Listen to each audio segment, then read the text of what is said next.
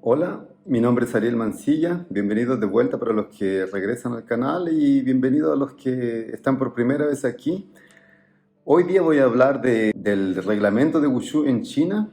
Yo creo que todos los que practicamos Wushu ya hemos visto algunos videos de cómo ha cambiado el reglamento allá en China. Primero dejar claro que este cambio es solamente para las competiciones de Taolu en China. No va a afectar las competiciones de Wushu internacionales de nosotros los que estamos fuera de China. Nosotros tenemos la Federación Internacional, que es la que se encarga de ese tipo de cosas, y ellos tienen su propia asociación allá en China. Entonces, todos vimos que existen una serie de cambios. Se vieron algunos cambios primero en la estructura de la rutina, en la estructura tanto en el esquema que se hace, que estábamos acostumbrados a pasadas de una esquina hacia otra.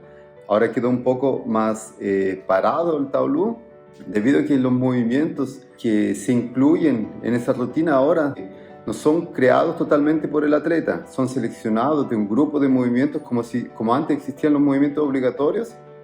Ahora todos estos podríamos llamarlos que son movimientos obligatorios que están predeterminados, entonces el atleta los selecciona y los coloca de la forma que él estime conveniente dentro de su rutina. Lo que antes yo creo que también era un poco así, ya que nosotros sacábamos movimientos de rutinas tradicionales y esos movimientos los colocaban en nuestros tableros. Pero yo creo que se vio demasiado que algunos atletas colocaban movimientos que no significaban nada, que no eran nada, que eran solamente movimientos sin ningún sentido. Tal vez eso es una opinión mía. Para evitar este tipo de cosas es que ahora los movimientos están todos predeterminados por ellos y entonces todos los movimientos van a significar algo y son técnicas preestablecidas.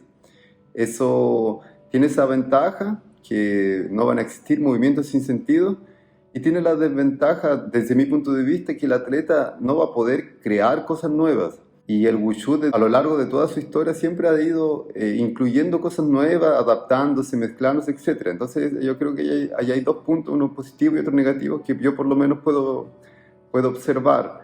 Tal vez haya mucho más, pero esos son los que me quedan más claros para mí hasta este momento. Dejando claro otra cosa, que hasta ahora, en un año, han habido 3 versiones del reglamento con algunos cambios entre ellas. Entonces probablemente van a venir otras versiones, van a haber nuevos cambios en el reglamento.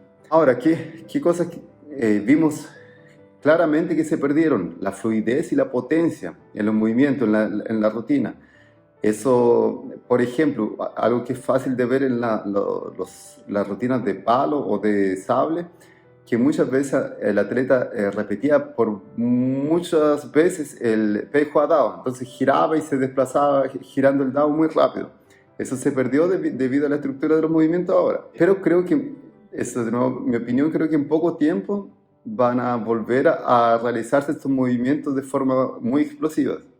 Ya se vio una mejora desde los primeros tests de este reglamento hasta el último Jimpiazai que hubo en China, la última competición, o la penúltima, porque ahora hay una de Tai Chi. Entonces ya se vio una mejora en cuanto a ese aspecto en las rutinas de los atletas. Y otra cosa, la variedad de saltos también ahora es mayor. Entonces los atletas pueden elegir entre una mayor cantidad de saltos. Ante todo hacían Tencón Baleán, después el tornillo, después la patada torbellino, con Mapú o con split, con espagat. Entonces había una menor variedad, yo creo. Ahora existen una gran variedad de saltos. Están todavía esos. Y se agregaron otros equilibrios, diferentes combinaciones. Por ejemplo, hay punto adicional cuando combinamos un equilibrio con una patada o una patada con un equilibrio, una técnica de pierna en realidad, o el equilibrio con un salto, la patada, técnica de pierna con un salto, etc. Existen diferentes formas de combinarlas. Y eso van otorgándole puntos al atleta. Hablando de los puntos, ahora el atleta comienza con una cantidad de puntos como en la gimnasia y se les va descontando. Ya no es como antes que se podía aspirar a tener un máximo de 10 puntos, ahora no. Entonces van a ver que al inicio de la competición el atleta se presenta con una cierta cantidad de puntos. Por ejemplo, 18 puntos. Otro atleta puede presentarse con 20 puntos, por ejemplo. Entonces ese va a ser su máximo y desde ahí se van a hacer los descuentos.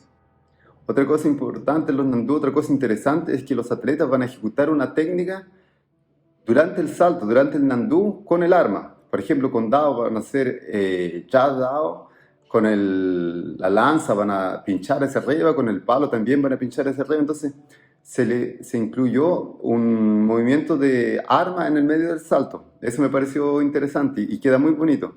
Queda muy difícil también. Imagínense con la lanza tiene que ir en vertical y el atleta gira. Antes, algunos atletas, pero muy pocos, ya lo hacían eso. Ahora tienen que hacerlo.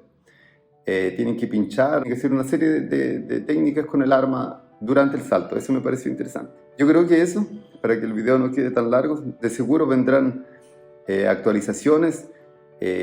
La parte de... Eso también me parece interesante destacarlo, que así como se cambió el reglamento, algunas cosas dentro del entrenamiento también se cambiaron, se adaptaron en realidad, porque obviamente los atletas ahora tienen otros requisitos para cumplir, entonces tienen que adaptar el entrenamiento para ajustarse a esto. La última vez que estuve en China, ahí pude ver que el entrenamiento se le agregó una mayor cantidad de equilibrios de diferentes tipos dentro del entrenamiento, menos cantidad de aterrizaje en Mapu, que antes era muy común verlo en los equipos profesionales, un aumento en la cantidad de flexibilidad. Eso siempre existió, pero ahora casi todos los atletas tienen que hacer equilibrios con un grado de flexibilidad muy grande. Entonces eso me pareció que fue un cambio claro también en el momento de entrenar todo esto. Bueno, para finalizar, a algunas personas he visto que les gustó, la mayoría no les gustó el nuevo cambio. En realidad creo que la mayoría de nosotros no nos gustó. Yo aún creo que las rutinas van a mejorar, los atletas se van a adaptar rápidamente, así como lo hicieron las veces anteriores.